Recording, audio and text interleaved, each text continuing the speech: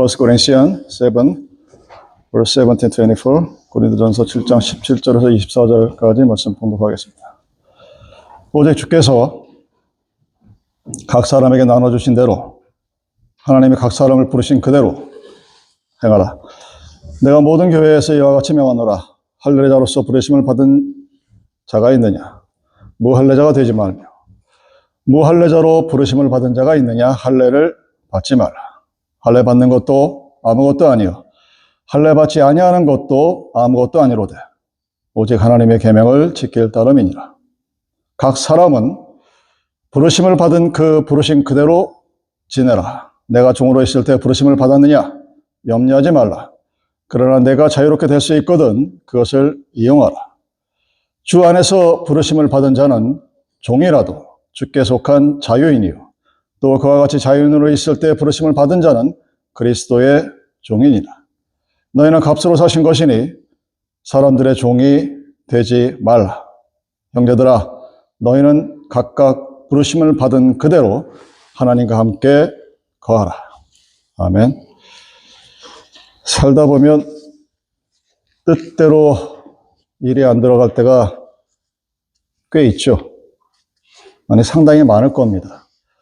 내가 원하는 대로 내 뜻대로 세상에 돌아가면 세상 살기가 뭐 이렇게 괜찮을 텐데 그렇지 않은 경우가 많습니다. 그럴 때마다 사람들이 도피처를 생각합니다. 뭔가로 또 도망을 가야 돼요. 그래서 생각해내는 것이 동양에서는 팔자타령, 사주팔자 또는 운명타령입니다. 서양에서는 이제 별자리 타령을 하죠. 차이니즈 호로스코프라고 하는 것이 이 서양 사람들이 쓰는 같은 모습입니다. 영어로 이렇게 표현합니다. It was ordered in the cards from the moment of my birth. 내가 태어날 때 어떤 카드를 뽑느냐에 따라서 그 사람의 인생이 달려진다고 생각합니다. 한국 사람들은 사주팔자를 따지죠. 내가 몇 년, 몇 월, 몇 월, 몇 시에 태어난가에 따라서, 그 띠에 따라서 그 사람이 그런 어떤 것들이 결정된다고 합니다. 뭐 그런 게 있긴 한데 이거는 내가 어떻게 할 수 있는 게 아닙니다. 뭐 어떻게 해볼 방법이 없어요. 그냥 태어난 겁니다. 그런데 그것을 가지고 나의 삶을 이제 재단하려고 합니다. 자녀들이 속썩일 때, 일이 잘 안 될 때, 잘 풀리지 않을 때, 건강이 내 뜻대로 되지 않을 때, 돈이 내 마음대로 되지 않을 때, 하여튼 뭐 세상 살다가 당할 수 있는 여러 가지 복잡한 모든 일들을 하다 안 되면 이제 나중에 아이고 내 팔자가 그렇지 하고 그렇게 얘기를 합니다. 다른 사람들의 삶을 바라보는 것도 그렇고 내 자신을 바라볼 때도 그렇습니다. 내가 평탄한 인생을 살아갈 수 있는 건 내 분수대로 살아가기 때문이다 라고 생각하는 사람도 있지만 또 어떤 사람들은 자기의 분수에 맞지 않는 삶을 살아서 고생하고 힘들어가고 괴로워하는 그런 사람들이 있습니다. 그래서 우리는 항상 갈등합니다. 자, 우리에게 어쩔 수 없이 주어진 내가 원하지도 않은 내가 선택하지도 않은 이 운명, 데스티니를 그냥 그대로 받아들일 것이냐 아니면 거기에 예전에 한국에서 되게 유명했던 운명아 내가 나간다 하고 뭐 맞서 싸우는 그런 모습으로 살아갈 것인가. 어떤 태도, 어떤 애티튜드가 나의 삶 속에 내가 어찌할 수 없는 그런 것들을 대하는 올바른 자세인가 고민하지 않을 수가 없습니다. 그리고 지금까지 거기에 대한 정답은 없습니다. 근데 성경은 우리에게 오늘 그 부분에 대해서 얘기합니다. 우리에게 주어진 운명이라고 우리가 생각하는 팔자 소관이라고 생각하는 아니면 처음에 뽑았던 차이니즈 호로스코프의 카드에 또는 별자리 같은 그 어찌할 수 없는 선택할 수 없는 그 운명이라는 것을 우리가 어떻게 대할 것인가에 대해서 오늘 성경 본문이 우리에게 말하고 있습니다. 고린도전서 7장 17절 이하의 말씀이 이 문제에 대한 사도 바울의 견해가 나타나 있는 말씀입니다. 근데 20절 말씀에 이런 말씀이 있습니다. 하나님께서 각 사람에게 나눠 주신 대로 하나님이 각 사람을 부르신 그대로 행하라. 쉽게 생각하면 그냥 너 생긴 대로 살아. 너 타고난 운명대로 살아. 이렇게 해석을 해도 무방합니다. 21절에 보면 더 구체적으로 얘기하죠. 각 사람은 부르심을 받은 그 부르심 그대로 살아라. 너희들이 종으로 태어났으면 종의 모습대로 살아라. 할례자로 태어났으면 할례자로, 무할례로 태어났으면 무할례대로. 이 말씀을 우리가 과연 문자 그대로 받아들여야 될 것인가? 그 지도층을 유지하는 어떤 지배 계급이 사용하기 딱 좋은 말입니다. 그 남미에 이 캐톨릭에 퍼졌을 때 이 캐톨릭이 아주 유용한 통치 수단이 돼요. 너희들은 원래 종으로 태어난 거야. 그냥 그러고 살아. 내가 먹을 걸 줄 테니까 그냥 즐기기나 해. 그래서 페스티벌이 아주 발달한 이유 중에 하나가 그런 종교적인 이유도 있다고 얘기합니다. 그럼 사도 바울은 우리가 생각하는 것대로 운명론자인가? 이런 의구심을 가질 수밖에 없습니다. 만약에 이 사도 바울이 운명론자가 아니라면 아마 이런 식의 편지를 고린도 교인들에게 그리고 우리들에게 전해주지 않았을 것입니다. 왜 부르심 받은 그대로 살라고 했을까? 왜 하나님이 나누어주신 그대로 살라고 했을까? 이 뜻은 도대체 무슨 뜻인가? 왜 사도 바울이 이런 말을 했을까? 각 사람은 부르심 받은 그대로 지내라. 주어진 운명으로 태어난 그대로 그 모습 그대로 지내라. 받아들일 수 있는 사람도 있겠지만 이거 하나님의 뜻이 뭐지? 하고 의구심을 가질 수 있는 사람도 꽤 많을 것이라고 생각이 되는 구절입니다. 자, 여러분, 여기서 이 운명이라는 것, 우리가 보통 얘기하는, 세상적으로 얘기하는 이 팔자라는 것이 사도 바울의 표현에 의하면 그것도 하나님께 속한 것이라는 겁니다. 저나 여러분이나 운명, 타고난 사주팔자를 요즘에 뭐 C섹션 할 때 맞춰서 한다고 하긴 하는데 그것도 믿음하는 게 못 되거든. 이 세상에 100% 좋은 사주팔자는 없습니다, 여러분. 애군이 좀 적다는 것 뿐이죠. 자, 그랬을 때 그것이 어디에 속한 것이냐? 하나님께 속한 것이다. 라는 것이 사도 바울의 첫 번째 견해입니다. 사도 바울은 우리가 생각하는 그 운명이라는 것, 사주팔자라는 것이 언제 태어난에 의해서 정해지는 것이 아니라 하나님께서 우리에게 주어진 것이라고 그렇게 생각을 하고 이런 말을 우리에게 전해준 것입니다.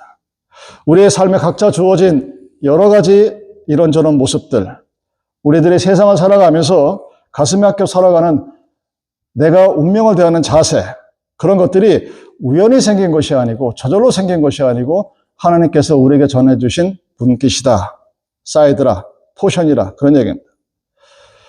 여러분 내 자신을 한번 생각해 보십시오. 그리고 여러분 자신을 한번 생각해 보십시오. 나는 왜 이런 모습을 가지고 이런 모양으로 이렇게 삶을 살아가는가? 그랬을 때 왜 나는 과연 이런 조건 안에서 이런 어떠한 외적인 모습을 가지고 그런 운명을 가지고 그런 팔자 때문에 운명 때문에 살아가느냐? 그것이 아니라 하나님이 우리에게 그렇게 정해주신 것이라는 것이 사도 바울의 언더스탠딩입니다. 그걸 이렇게 이해하고 이렇게 적어놓은 거예요. 사도 바울이 생각하기에 이 운명이라는 것을 우리가 거역할 수는 없다고 생각을 합니다. 그래서 부르심 받은 그대로 지내라고 우리들에게 권면합니다. 내가 타고난 이 팔자라는 것을, 운명이라는 것을 원망하지 말고 내가 겪고 있는 이 삶의 현재의 나의 모습 이대로 받아들이고 살아가라 하는 것이 사도 바울이 우리에게 권고하는 거예요. 충고하는 겁니다. 여러분, 이 관점에서 우리는 운명에 대한, 삶에 대한 우리들의 생각을 한번 잘 정리하고 넘어가야 합니다. 우리들이 지금 살아가고 있는 이 오늘의 모습, 내가 때로는 감당할 수 없고, 때로는 싫어하기도 하고, 때로는 도망가기도 싶기도 하고, 때로는 내가 그리는 이상형과 전혀 어울리지 않는 이 오늘의 세계 속에서 살아가는 이 모든 것들이 내가 좋아하든 좋아하지 않든, 원하든 원치 않든, 내가 그것을 받아들이든 받아들이지 못하든 간에 그 모든 것들이 하나님께서 정해지고 하나님께서 우리에게 주신 하나님께 속한 것이다 라는 것이 사도 바울의 견해입니다. 팔자 소관이 아니라 운명이 아니라 하나님의 소관이다라는 것입니다. 내 성격이, 여러분의 성격이 참 마음에 드는, 모든 사람이 좋아하는 그런 성격이든지 아니면 괴팍한 성격이든지 간에 그 성격이, 나의 캐릭터가 내 마음에 들든지 그렇지 않든지 간에 하나님께서 나에게 주신 것이라는 얘기입니다. 내 삶의 궁핍함도 하나님께 주신 것입니다. 내가 삶의 고통과 외로움, 괴로움이 있었는데 그것도 하나님께서 주시는 것이라는 얘기입니다. 내 삶에서 때로는 불행한 일이 생긴 것도 하나님께서 나누어 주신 것이라는 얘기입니다. 우리는 이것을 어떻게 받아들일 것인가? 팔자와 운명 소관, 많은 사람들이 이것을 생각할 때 하나님이 우리의 운명을 왜 이렇게 정하셨는가를 비유적으로 한 편의 영화를 만드는 감독으로 표현합니다. 영화는 여러분, 감독의 권한이 90%예요. 주연 배우를 누구를 뽑을 것인지, 조연은 누구를 뽑을 것인지 100% 거의 감독의 작품입니다. 이 우주가 하나님의 작품이라면 이 우주를 구성하는 우리들에게 어떤 역할을 맡길 것인가는 전적으로 하나님의 소관입니다. 근데 우리는 때로는 모든 사람이 주연이 되고 싶죠. 모든 사람이 잘난 모습이 되고 싶고 모든 사람이 많은 이들에게 사랑받는 그런 캐릭터가 되기를 원하는데 그러면 영화를 만들 수가 없습니다. 그래서 각자에게 주어진 것들이 있습니다. 그리고 각자에게 주어진 그 모든 것들이 내가 받아들일 수 없고 내가 싫어하는 것이지 하나님 보기에는 다 아름다운 것들이에요. 우리는 내가 원하는 모습과 하나님이 원하는 그 모습의 삶 속에서 그 미스매치 속에서 항상 힘들어합니다. 그리고 그 운명과 팔자를 지나서 그것이 자기 마음에 들지 않으면 그 다음에는 이제 하나님을 원망하는 단계까지 가게 됩니다. 할례를 받는 것도 아무것도 아니고 할례를 받지 아니하는 것도 아무것도 아닙니다. 부자도 아무것도 아니고 가난한 것도 아무것도 아닙니다. 여러분들이 춘향전에 이도령이 되든 변소타가 되든 춘향이 되든 향단이 되든 간에 그것 또한 아무것도 아닙니다. 왜냐하면 그 역할이 끝나면 우리들의 마지막은 똑같습니다. 우리 모두 다가 죽음이라는 곳을 통해서 다른 어떤 곳으로 이동을 해야 합니다. 그래서 오늘 이 생의 내 삶이 가난한 자의 삶이든 부유한 자의 삶이든 지위가 높은 사람이든 낮은 사람이든 평탄한 삶을 살든 아니면 파란만장한 야곱 같은 삶을 살든 간에 그 연극이 끝나면 우리의 인생이 끝나면 우리는 모두 한 자리로 돌아갑니다. 그것은 우리가 피할 수가 없습니다. 그 배역들이 의미가 있는 것 같고 의미가 없는 것 같지만 마지막 장이 끝나고 나면 죽음이라는 마지막 배역이 끝나면 우리 모두는 다 같은 하나님의 아들, 딸로 돌아가게 됩니다. 우리가 마지막으로 생각할 것이 무엇일까? 하나님이 나에게 어떤 배역을 맡겨주셨든 우리는 그 배역에 대해서 감사해야 한다는 사실입니다. 인생은 희극과 비극이 되풀이됩니다. 그리스의 연극은 항상 희극과 비극의 교차로 공연이 됩니다. 여러분들이 꿈꾸는 인생이 나에게 100% 만족하는 인생이 된다면 그것은 뭔가 잘못된 인생입니다. 내가 원하지 않는 것도 때로는 받아들여야 되는 것이 우리의 인생의 모습입니다. 그것이 피조물의 모습이고 그것이 창조자가 아닌 자의 한계입니다. 내가 마음에 들든 들지 않든 간에 우리는 나에게 주어진 내가 이 땅에 태어난 역사적인 사명을 깨닫는 국민교육 헌정이 아니라 하나님께서 나에게 허락하신 그 나의 분깃을, 나의 사이드를, 나의 파트를 온전히 감당하고 하나님 앞에 돌아갈 수 있어야 합니다. 그것이 역사를 향하신 하나님께서 역사 속에서 역사하시는 그 하나님의 구원의 역사를 이루어가는데 우리가 하나님과 함께 살아가는 방법입니다. 여러분들 혹시 살아가면서 왜 내 인생은 이럴까? 내 삶은 왜 이럴까? 그런 분들이 아마 계실 것입니다. 그건 팔자소관이 아니라 하나님이 우리에게 나누신 역할입니다. 현대에서 청소년 아이들이 예전에 비해서 자살하는 비율이 갑자기 30, 40% 높아졌죠? 거기에 결정적인 역할을 한 것이 바로 지금 메타라고 불리는 페이스북입니다. 미국 의회에서 문제가 될 정도로 달달달 볶아요. 그들은 알아요. 그들이 왜 그런 생각을 가질까? 자기의 삶을 남과 비교를 합니다. 여러분 SNS 보면 제가 우리 주위에 있는 사람들 보는데 밥 먹는 것도 찍어요. 저거 왜 찍지? 기록하는 게 아니라 보여주기 위한 거죠. 그 SNS를 보면 모든 사람들이 아무 걱정 없이 살아가는 것 같아요. 하루 종일 노는 것 같아요. 1년 내내 노는 것 같아요. 일도 안 하고. 근데 실상 그렇지 않잖아요. 우리가 다 알잖아요. 누가 자기가 점심에 맛있는 거 먹는 거 궁금하대요? 근데 막 알려줘. 난 하나도 안 궁금한데. 먹었나 보다. 그러면 괜찮은데, 나 저거 먹고 싶었는데. 쟤는 먹는데 왜 나는 못 먹지? 이렇게 되면 그 인생이 괴로워지는 거예요. 그렇게 되면 내가 하나님 앞에서 무슨 역할을 해야 되는지를 모르고 다른 사람의 배역을 탐냅니다. 나는 꼭 주인공이 메인 캐릭터가 돼야 되는데. 내가 메인이 돼야 되는데. 우리에게 정해주신 역할, 하나님께서 나에게 나누어 주신 그 분깃, 파트를 담담하고 담대하게 우리가 그것을 잘 받아들였을 때 우리는 하나님께서 나에게 향하신 뜻이 무엇인가를 알게 됩니다.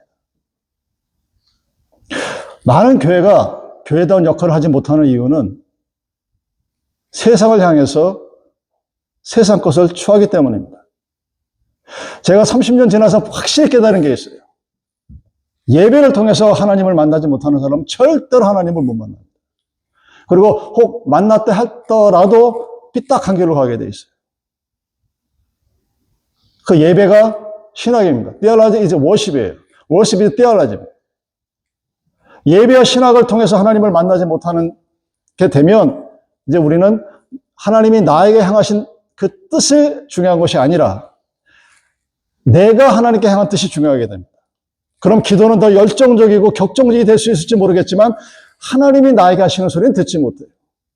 여러분 시편 찬양을 우리가 예배 전에 찬양할 때마다 꼭 한 곡씩 부르거든요.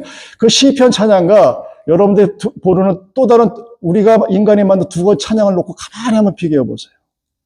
차이점 못 느끼신다면 좀 문제가 있어요. 차이점이 느끼셔야 됩니다. 시편 기자가 하나님 앞에 엎드려 기도합니다. 무엇 때문에?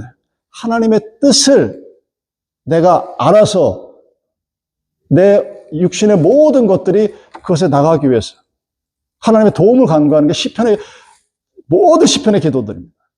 우리가 하는 기도는 하나님이여 내가 주를 사랑하나이다 이렇게 되는 거예요. 하나님 내가 주를 사랑합니다.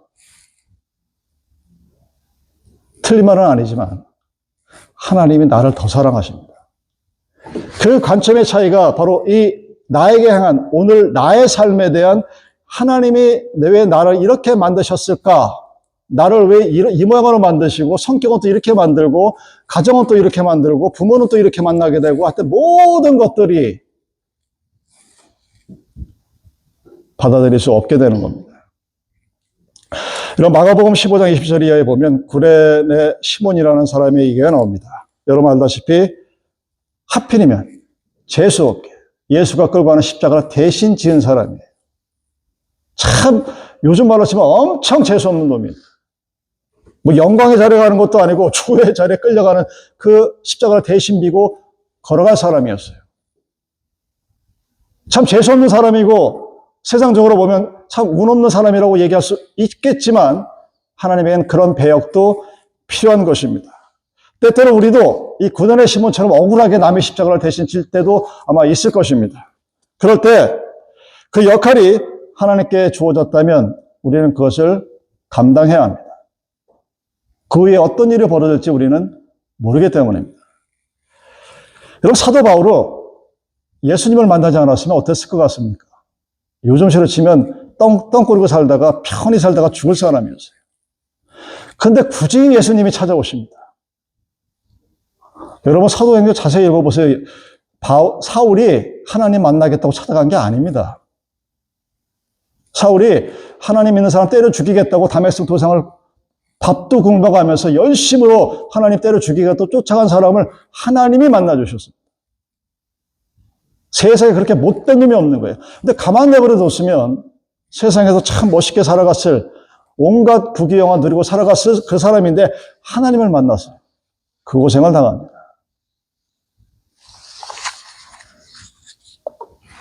매를 얼마나 맞았는지, 밥을 얼마나 굶었는지, 얼마나 옥중에 갇혔는지 이루 셀 수 없다고 자기가 고백하잖아요. 아니 왜 그런 삶을 삽니까? 하나님을 만났는데.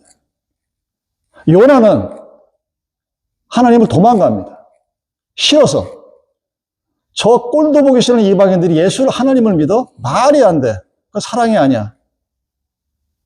무슨 얘기입니까? 자기가 하나님이 됩니다. 너희들은 하나님의 사랑을 받을 자격이 없어. 도망을 갑니다. 그 다음의 이야기는 우리가 잘 알죠. 결국 돌고 돌고 돌아가서 하나님이 원하시는 니네 성 앞에 섭니다. 그 앞에 서면서도 끝까지 자기 신세를 한탄하죠. 그리고 자기 그늘을 가리우는 넝쿨이 없어지니까 하나님을 원망합니다. 요나가 다 우리들 모습이에요. 왜? 하나님이 자기에게 맡겨주신 사명을 몰랐을 때의 삶의 모습입니다. 자기는 그러고 싶지 않은 거예요. 여러분, 운명이라는 것, 나에게 주어진 것이 세상적으로 가난하든 부하든 그것이 무엇이든 우리는 나에게 주어진 오늘을 사랑할 수 있어야 합니다. 아무리 힘들고 어려워서 감당이 안 된다 할지라도 여러분 피하지 마십시오. 왜냐하면 하나님께서 주신 것이기 때문에 우리는 그것을 담대히 받아들이고 하나님께서 정해준 것이기 때문에 하나님께서 함께 하실 것이라는 것을 믿어야, 그것이 믿음입니다. 여러분의 믿음이 내가 열심히 기도했더니 내가 지하 월세방에서 몇십 평 아파트로 올라섰다는 그 한국인의 욕망을 꿈틀거리게 하는 그 신앙의 간증이 성경의 간증이 아닙니다, 여러분. 그 끝은 멸망이에요.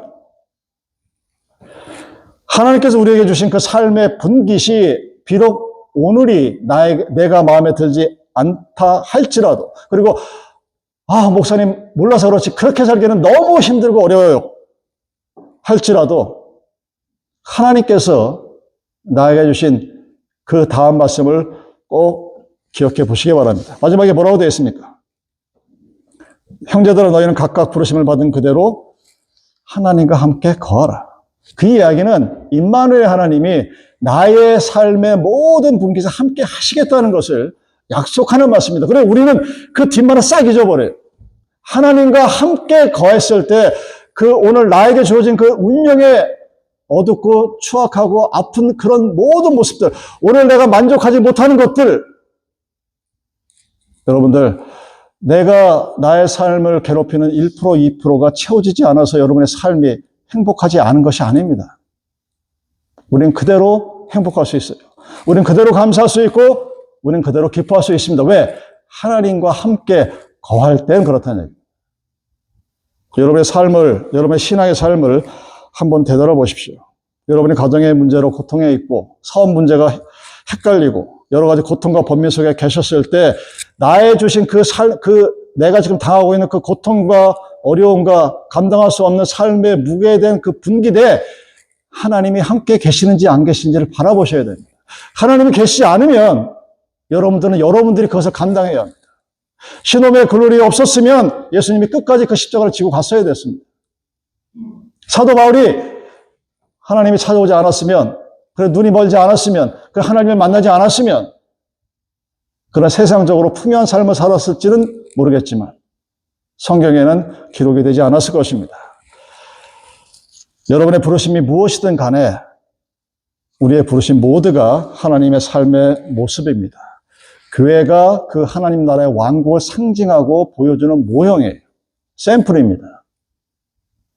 여러분들이 어떤 직분자의 모습으로 부르심을 받았건, 여러분의 오늘의 삶의 모습이 어떤 운명의 삶의 모습이든 그곳에 하나님이 함께 계시다는 사실을 기억하셔야 합니다. 하나님께서 나를 부르셨으므로 나는 부르심 그대로 살아가야 한다. 여러분, 인생을 사는 것은 정말 쉽지 않습니다. 제가 20대 초반까지는 인생이 우스웠어요. 사는 게. 못할 게 없을 것 같았습니다. 젊다는 것 외에도 아직 세상에 여러 가지 것들을 겪어보지 않으니까 살면 뭐 내가 원하는 대로, 내가 하고 싶은 대로 하면 그런 삶을 살았습니다. 하나님이 그런 이상한 놈을 목사로 만들겠다고 군대로 보내서, 그것도 최전방에 보내서 60만 대군 중에 단 1%만 경험하는 철책 생활을 경험하면서 우리 동기 1000명 중에 그 숱한 아이들이 있지만 그 중에서 부하가 죽는 사고를 경험한 사람은 저와 딱 2사람밖에 없어요. 그 죽음을 바라보면서 그때의 괴로움과 삶의 고통은 표현할 길이 없습니다. 얼마나 무서웠으면 밤중에 화장실을 갈 때 혼자 못 갔어요. 몇 개월 동안. 뭐 도깨비 귀신 나오는 걸 믿는 것도 아닌데 소대막사에서 한 10m밖에 떨어지지 않은 그 화장실을 갈 때도 전령이 총을 들고 제 옆에서 지켜섰습니다. 볼일 보고 나올 때. 그것을 겪어내게 하신 거는 세월의 흐름이 아닙니다. 시간이 아닙니다. 그 순간에도 하나님이 계셨어요. 아니, 왜 나에게 그런 일을 겪게 하시지? 확률 1%도 안 되는 그 희한한 일을, 전쟁 중에도 겪지 못할 그 일을 내가 왜 겪고, 내가 왜 그 심적인 고통을 당하고, 내가 왜 고민하고, 밤에 잠을 못 이루고, 근데 그런 과정 속에서 하나님이 계시다는 사실을 알게 됩니다. 여러분, 산다는 것은 정말 힘들고 어렵습니다. 여러분들이 저와 같은 경우를 당하지 않는다 하더라도 다른 여러 가지 일 때문에 사는 것은 정말로 힘들고 어렵습니다. 결코 만만치가 않아요. Not easy going입니다. 쉽게 갈 수가 없습니다. 얼마나 가슴 깊은 일을 많이 당하고 이 복잡하고 어려운 삶 속에 때로는 도망가서 그냥 나 혼자 살은 그런 모습들 때로는 그려볼 수도 있으면 모릅니다. 그러나 여러분, 말씀을 통해서 이제는 그런 생각들을 거두시기 바랍니다. 주님께서 말씀하십니다. 내 은혜가 내게 족하다. 내가 부른 그 부르심 그대로 지내라. 주님과 함께 거하라. 하나님을 믿었을 때 여러분 가장 좋은 게 뭔지 아십니까? 여러분들이 세상을 어떤 눈으로 바라보고 저를 어떤 모습으로 바라본다 할지라도 나는 항상 기쁘고 평안합니다. 내 영혼이 평안하다. 그 찬송가 가사가 여러분 그냥 지어진 가사가 아닙니다. 잔잔할 때도 있고 폭풍우 칠 때도 있고 어려움이 있을 때가 있고 기쁠 때가 있고 슬플 때가 있지만 항상 평안합니다. 그것이 여러분이 하나님을 믿는 진짜 증거예요. 비록 나에게 삶의 성령의 9가지 열매가 다 없다 할지라도 내 영혼이 평안하고 내 영혼이 항상 하나님 앞에 감사와 기쁨과 기도와 찬양을 드릴 수 있는 그것이 바로 하나님을 믿는 자의 복입니다. 어떻게?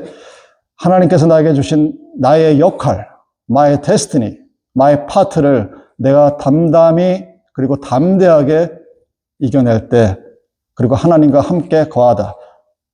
live with God. 하나님과 함께 살아갈 때 그때 우리에게 그런 아름다운 모습들이 열매가 주어집니다. 사랑하는 여러분, 하나님이 여러분들에게 권고하십니다.